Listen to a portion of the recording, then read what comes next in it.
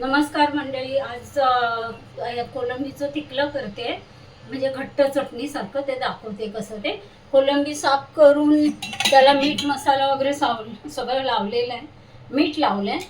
हां, आता तेल घालते फोडणीला.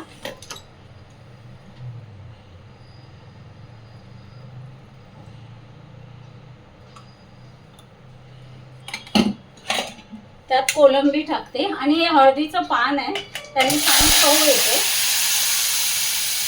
तर चांगली अशी घट्ट चटणी बनवते. हे बघा, हे वाटण केलंय. तेलामध्ये चांगली कोलंबी परतवून घेते आणि मग हे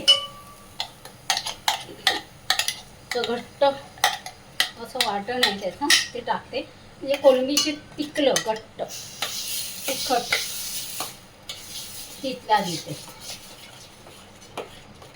आणि हे चवीपुरता कोकम. मला कोकम जास्त आंबट नाही आहे म्हणून मी हे जास्त टाकते. कोकम आणि हळूहळू गॅसवर शिजवते याचं.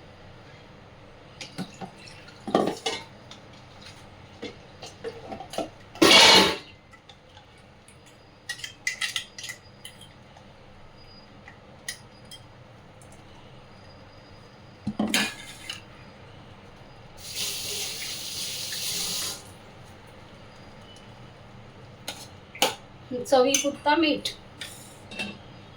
जेवढं अळणी असेल तेवढं मीठ टाकायचं.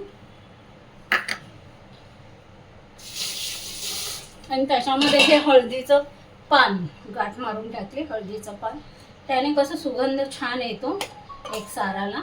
आणि ही घट्ट चटणी, पूर्ण कोलंबी घट्ट चटणीसारखी. हे बघा, अजिबात म्हणजे जास्त पाणी नाही आहे, पूर्ण चटणीसारखं.